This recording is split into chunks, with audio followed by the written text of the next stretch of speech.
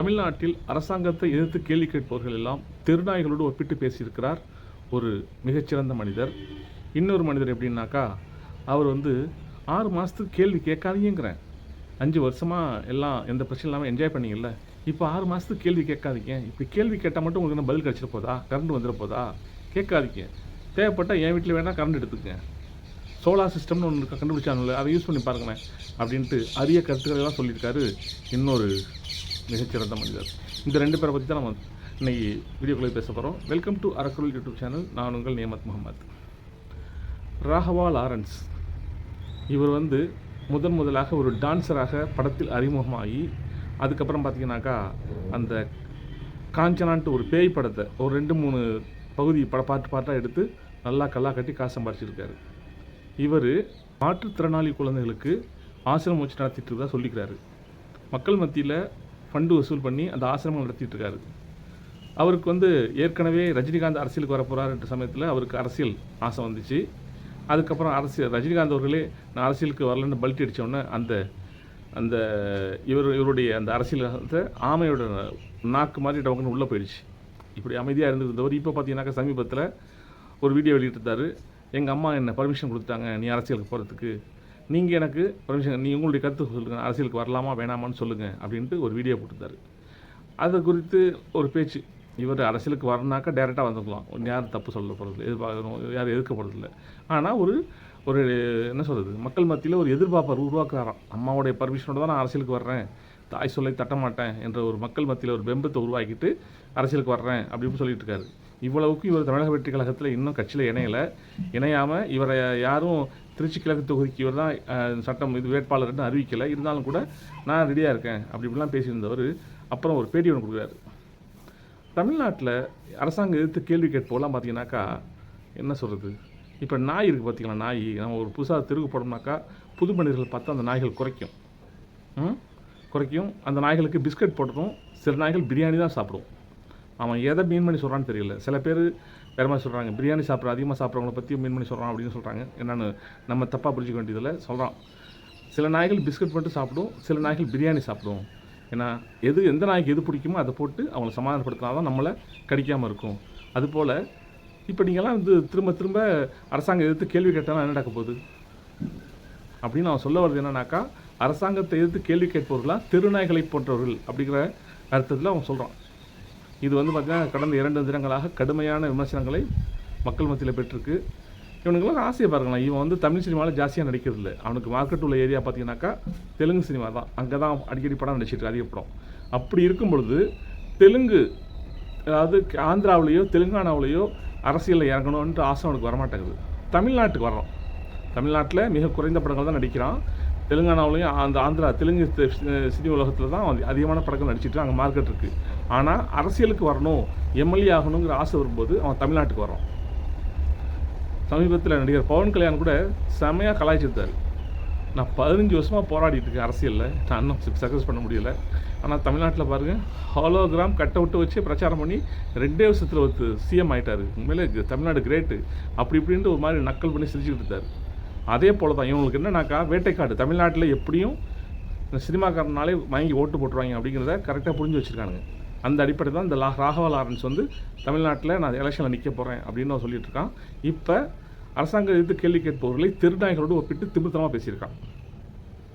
கடந்த 24 மணி நேரத்தில் மட்டும் 12 பாலியல் குற்றங்கள் நடந்துட்டுருக்கு.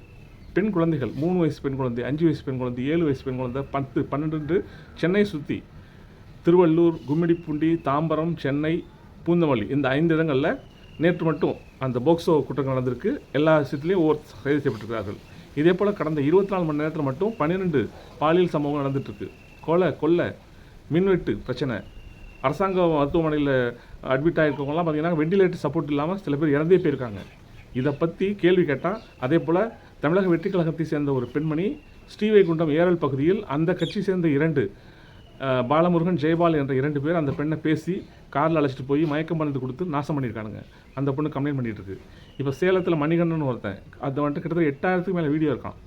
அவனோடு தொடர்பில் இருந்த, அவனுடைய ஆசை வார்த்தையில் மயங்கி அவனுக்கு உடன்பட்டு அவனோடு பாலியல் ரீதியாக ஒரு நட்போடு இருந்த ஒரு பெண்மணி இப்போ நான் தான் பாதிக்கப்பட்டேன், என்னை போல் யாரும் பாதிக்கப்படக்கூடாது அப்படின்ட்டு என்ன 2 மானம் போனாலும் பரவாயில்ல அப்படின்ட்டு தானாக முன் வந்து காவல் நிலையத்தில் புகார் கொடுத்துருக்காங்க. அவனோட வீடியோவில் 8000க்கும் மேற்பட்ட அந்த மாதிரியான வீடியோக்கள் இருக்குது. என் சம்மந்தப்பட்ட வீடியோக்களை நான் டெலிட் பண்ணிவிட்டேன், நான் பார்த்த வரைக்கும் இவ்வளோ வீடியோ இருக்குது அப்படின்ட்டு அந்த பெண்மணி சொல்லியிருக்காங்க. இப்படி தமிழக வெற்றிக்கழக தாவேகாவை சம்பந்தப்பட்ட பலர் இந்த பாலியல் ரீதியான குற்றங்கள் ஈடுபட்டு கொண்டிருக்கிறார்கள். தமிழ்நாட்டில் ஒரு மின்வெட்டு பிரச்சனை இருக்குது. ஏன்னா இவ்வளவு பிரச்சனை இருக்குல்ல, இதை பற்றி யாரும் கேள்வியே கேட்கக்கூடாதான். கேட்டால் அவர்கள் திருநாய்களை போன்றவர்களாம். இவெல்லாம் என்ன சொல்கிறதுன்னு தெரியல. இவங்கெல்லாம் இவெல்லாம் வந்து மாற்றுத்திறனாளிகள், அதாவது ஊனமுற்ற குழந்தைகள் வந்து மாற்றுத்திறனாளி சொல்கிறோம்ல, அந்த குழந்தைகளை வச்சு ஆசிரமம் நடத்திட்டு இருக்கான்.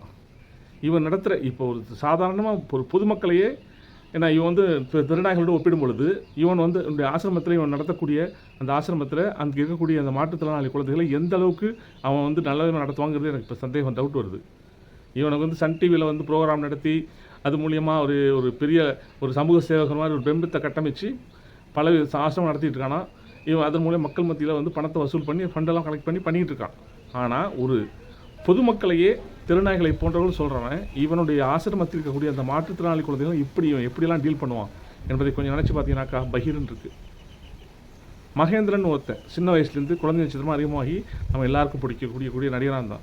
இவன் என்ன பேசிட்டான்னா, போன ஆட்சியில், அதாவது திமுக ஆட்சியில் எல்லாரும் வெளியில் வாங்க, அரசாங்கம் எதிர்த்து கேள்வி கேளுங்க, கேட்குற கேள்வியில் நமக்கு தீர்வு கிடைக்கணும் அப்படின்னு பேசின பையன் இப்போ என்ன பேசியிருக்கானாக்கா, அரசாங்கத்தை எதிர்த்து பேசி என்ன பண்ண போகிறீங்க, இவ்வளோ நாளாக என்ஜாய் பண்ணிட்டீங்க, எந்த கரண்ட் கட்டெலாம் இல்லாமல் மின்வெட்டு இல்லாமல் சூப்பராக என்ஜாய் பண்ணிங்களா, இப்போ 6 மாதம் விட்டுருங்கிறேன். இவங்களை பற்றி கேள்வி கேட்டால் என்ன நடக்க போகுது, உங்களுக்கு நான் கரண்ட் வந்துருப்போதா, பதில் கிடச்சிருமா, விட்டுருங்கிறேன்.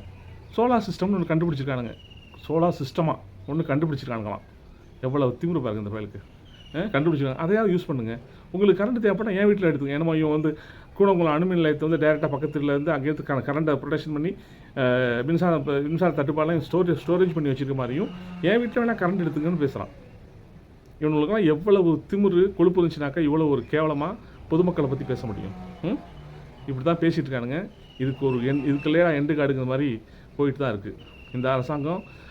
எதிர்கட்சிகள் சொன்னது என்னன்னாக்கா 6 மாதத்துக்கு விமர்சிக்கவே மாட்டோம், இந்த அரசாங்கம் புதுசாக பதவியேற்றிருக்காங்க அப்படின்ட்டு சொல்லிலாம் டைம்லாம் கொடுத்தாங்க. ஆனால் நடக்கக்கூடிய சம்பவங்கள்லாம் பார்த்தீங்கன்னாக்கா 6 மாதம் வரைக்கும் வெயிட் பண்ணாக்கா தமிழ்நாட்டில் எவனும் மிஞ்சமாக டைமில் இருக்குது.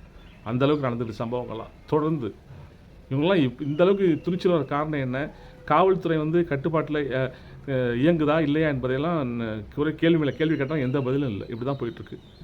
இதை பற்றி பேசினாக்கா அரசாங்கம் எதிர்த்து கேள்வி கேட்பவர்களாம் திருநாய்களை போன்றவர்கள்னு ஒருத்தன் எக்ஸாம்பிள் சொல்கிறேன். சில திருநாய்களுக்கு பிஸ்கட் பிடிக்கும், சில திருநாய்களுக்கு பிரியாணி பிடிக்கும், எந்த நாய்களுக்கு எது பிடிக்குமோ அதை கொடுத்து தான் சமாதானப்படுத்தணும் அப்படின்ட்டு அவ்வளோ திமிர்த்தமாக பேசிகிட்டு இருக்கான்.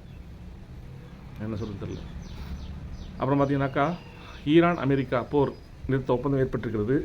நேற்று மட்டும் பார்த்தீங்கன்னாக்கா கச்சாயனுடைய விலை வந்து பேரல் ஒன்றுக்கு $80 $83 குறைஞ்சி போச்சு. ஏற்கனவே $110 மேலே விற்ற கச்சாயனுடைய விலை வந்து $80 முதல் $83 வரைக்கும் குறைஞ்சிருக்கு. இன்றைக்கி இன்னும் மேலும் குறைஞ்சிருக்குன்னு நினைக்கிறேன். ஏன்னா ஒரு அமெரிக்காவுக்கும் ஈரானுக்கு மேலே ஒரு புரிந்துணர்வு ஒப்பந்தம் ஏற்பட்டு விட்டது. வருகின்ற 19 ஹர்மோஸ் நீரிணையின் வழியாக கப்பல்கள் வந்து எந்த விதமான தடையும் இல்லாமல் கேஸ் மற்றும் கச்சாயனை ஏற்றிக்கிட்டு போகலாம் அப்படின்ட்டு ஈரானுடைய வெளியுறவு அமைச்சர் அராக்சி அறிவிச்சிருக்கிறார். இப்படி தான் போயிட்டுருக்கு. இவ்வளவெல்லாம் வந்து கச்சாயனை விலை குறைஞ்ச பிறகும் கூட இந்தியாவில் பெட்ரோல், டீசல் மற்றும் கேஸோடைய விலை குறைஞ்சிருமா அப்படின்னாக்கா அது மிகப்பெரிய கேள்விக்குறி தான். ஏன்னா ஏற்கனவே நம்ம பார்த்துட்டோம், கச்சாயனுடைய விலை வந்து $50 $60 விற்கவும் கூட இந்தியாவை பொறுத்த வரைக்கும் $100 மேலே தான் 1 லிட்டர் பெட்ரோலுடைய விலை இருந்துச்சு. கேஸ் சிலிண்டருடைய விலை தொடர்ந்து ஏற்றிக்கிட்டே தான் இருங்க. இன்றைக்கி விலை ஏறி போச்சு. இதற்கு பிறகு இவர் குறைப்பார்களா என்பது கொஞ்சம் டவுட்டு தான். ஏன்னா இவர்கள் வந்து இந்த ஒன்றிய அரசாங்கம் வந்து மக்களுக்காக நடத்தக்கூடிய அரசாங்கம் இல்லை, அம்பானி அதானி என்ற தன்னுடைய 2 நண்பர்களுக்காக இந்த அரசாங்கத்தை நடத்தி கொண்டிருக்கிறார் பிரதமர் நரேந்திர மோடி அவர்கள். அந்த அடிப்படையில் இந்த கேஸ் சிலிண்டருடைய விலைகள், பெட்ரோல் விலைகள், டீசல் விலைகள்லாம் குறையுமா என்பது ரொம்ப ரொம்ப ரொம்ப எதிர்பார்த்தீங்கன்னாக்கா ஏமாற்றம் தான் மிஞ்சும். எதிர்பார்ப்பு இல்லாமல் இருங்க. வேணால் முடிஞ்சால் ஒரு 5 பைசா 10 பைசா வேணால் குறைச்சி விட வாய்ப்பு இருக்குது. மற்றபடி ஏற்றப்பட்ட பெட்ரோலுடைய விலை வந்து கிட்டத்தட்ட பார்த்தீங்கன்னாக்கா ஒரு $8 போல் ஏற்றிட்டாங்க.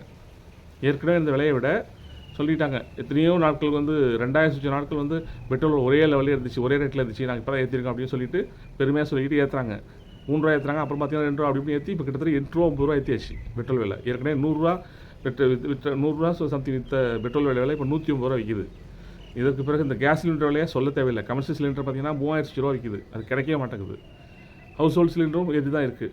இந்த அடிப்படையில் இப்போ கச்சாயினுடைய விலை குறைந்ததால் இந்த கேஸ் சிலிண்டர், பெட்ரோல், டீசல் விலைகள் குறையுமா என்பது தெரியவில்லை. அதை எதிர்பார்க்கறது ஒரு பெரிய அது நல்ல விஷயம் கிடையாது. எதிர்பார்ப்பு இல்லாமல் இருக்கலாம், குறைச்சா சந்தோஷம், குறைக்கலனா ஒன்றும் பண்ண முடியாது. ஏன்னா இந்த ஆட்சி காலத்தை பொறுத்த வரைக்கும் யாருமே எதிர்த்து பேசுறதே கிடையாது. எதிர்த்து பேசினா அதை நல்லது நடக்கும் நினச்சா தானே எதிர்த்து பேச முடியும். எவ்வளோ எதிர்த்து பேசினாலும் நடக்க போகிறதில்ல, நல்லது நடக்க வாய்ப்பில்லை. அதனால் அமைதியாக இருக்காங்க, பார்க்கலாம் என்ன நடக்குதுன்றது. ஓகே, தேங்க்ஸ் ஃபார் வாட்சிங். இந்த வீடியோ உங்களுக்கு பிடிச்சா லைக் பண்ணுங்கள், கமெண்ட் பண்ணுங்கள், ஷேர் பண்ணுங்கள். அரக்குறள் யூடியூப் சப்ஸ்கிரைப் பண்ண மறக்காதீங்க. பை.